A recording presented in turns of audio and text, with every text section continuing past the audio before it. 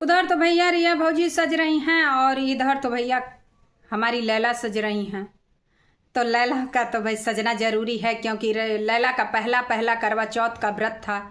और करवा चौथ के व्रत में कोई इन्वॉल्व नहीं हुए, बस एक मौसी ही दिखी। सासू माँ कहाँ चली गई थी लैला, थोड़ा सा जानकारी होना चाहिए। पर अभी वीडियो आया नहीं है जिसमें पूरी फैमिली का पिक नहीं लिया गया है। जब पिक लिया जाएगा तो आप लोग को भी दिखाया जाएगा और जनता भी देखेगी। और लैला तैयारी में लगी हुई थी और मजनू जो है ज़ोर ज़ोर से शोर कर रहे थे कि भैया जल्दी तैयार हो जाओ, चांद निकल के आ रहा है बाहर। तो लैला हमारी थोड़ा सजने में भी टाइम लगा देती हैं, खाने में भी टाइम लगा देती हैं।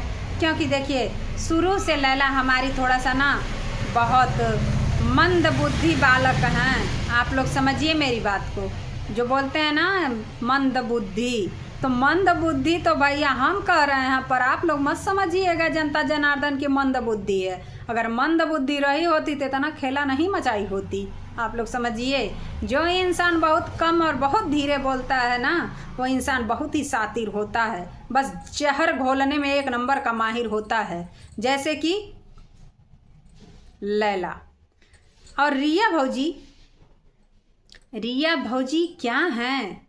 रिया भौजी को सोचने में टाइम लगेगा लैला को कि रिया भौजी क्या हैं। अब याद आती होगी भौजी का, ये तो कन्फर्म है।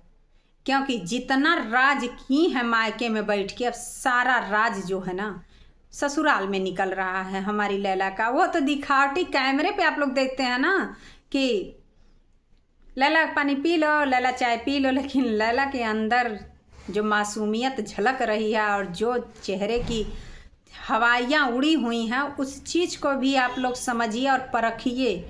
लेकिन क्या करिएगा, आप लोगों का दोष नहीं है। जितने हमारे प्यारे प्यारे चट्टे बट्टे हैं ना लैला के, लैला को बस देख लेते हैं एक झलक तो भैया एकदम पागल हो जाते हैं। लेकिन उनके चेहरे की रौनक को नहीं समझते हैं कि लैला कितना अब जो है पहले से कितना उसका चेहरा गिरा हुआ रहता है। इस चीज़ को भी देखा करिए आप लोग कि लैला क्यों खुश नहीं रहती है, लैला क्यों शांत रहती है। तो इसका मतलब क्या है कि लैला को अब लग रहा टार्चर भी किया जा रहा है।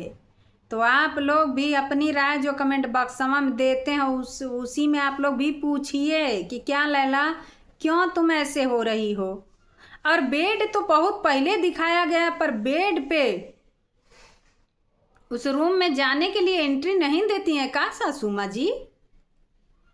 तो सासू माँ के हिसाब से तो बेड खुला नहीं है। आप लोग समझिएगा मेरी बात। वो तो ज़बरदस्ती बेडवा खोल करके मजनू डाला है। वो तो सासू माँ का कुछ और ही दिमाग में चल रहा था कि सोफ़ा है, बेड है, ये सब भैया पैक पैक रहने दो। आने वाले समय में इसको भी हम यहाँ से धीरे से सरका देंगे। क्योंकि आज तक भैया कुछ दिखाया नहीं गया विजय भाई का दिया हुआ चीज़। और मजनू और लैला अगर एक चीज़ लाते हैं तो 100 बार दिखाते हैं कि ये हम मार्केट से ख़रीद के लाए हैं।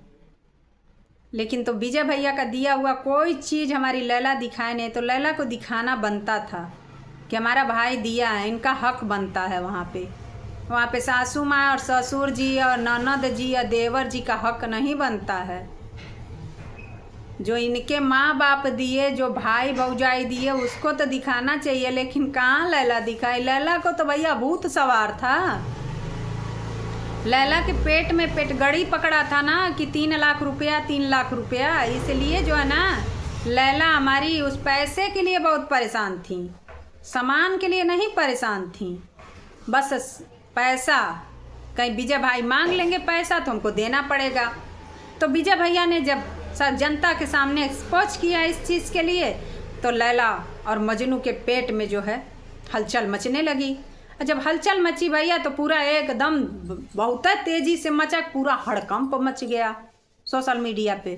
तो सोशल मीडिया पे सब बतिया आप ही लोग लाते हैं ना, घर की बात बाहर लाते हैं तो जनता भैया इसका तो मज़ा लेगी ही लेगी। आप लोग समझते हैं मेरी बात को। अब जैसे कि देखिए पवन जी लाए हैं, पवन जी अपने घर की बात लाए और उधर उनकी धर्म पत्नी जो हैं ज्योति सिंह, वो भी अपनी बात ला करके रख दी। तो छिछालेदर किसका हुआ? जनता निकालने गई थी? जनता नहीं निकालने गई थी। तो सारी बतियाँ तो आप ही लोग कह रहे हैं मीडिया के सामने। तो जनता की इसमें दोष है? जनता कुछ भी कहेगी, सुनने के लिए बस आप लोग तैयार रहिए।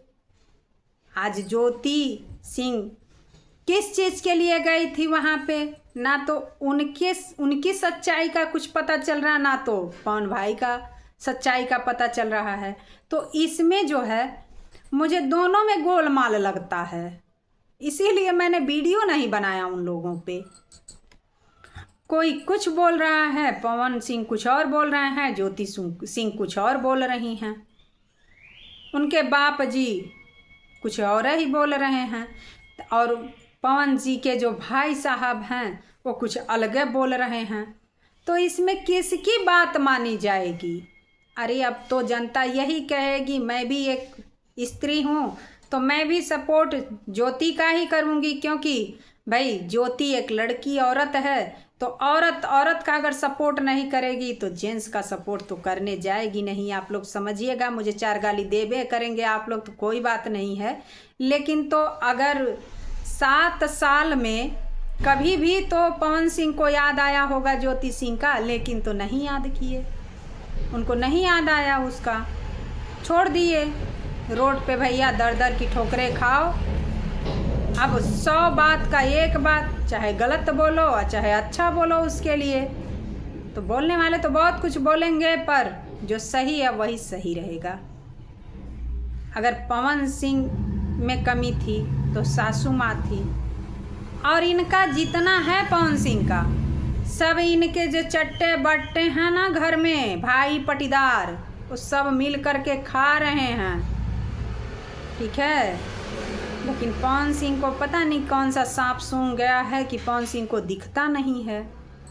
अरे इतना बाप की फैमिली है, इतना भी गलत नहीं करना चाहिए किसी स्त्री के साथ। 1 को छोड़ो 2 को लाओ, 2 को छोड़ो 3 को लाओ, 3 को छोड़ो 4 को लाओ, पचई शुरू कर दिए हैं। तो चलिए दोस्तों, फिर मिलते हैं अगले ब्लॉग में, तब तक के लिए राधे राधे, जय श्री कृष्णा। आप लोग वीडियो को लाइक सब्सक्राइब शेयर करिए और अपनी राय कमेंट बॉक्स में दीजिए, फिर मैं अगला वीडियो ले करके आऊँगी। अगर पसंद आता है ज्योति और पवन सिंह का वीडियो तो आप लोग कमेंट बॉक्स में बोलिएगा, तो फिर मैं अगला वीडियो बना करके डालती रहूँगी। तो नमस्ते दोस्तों, राधे राधे।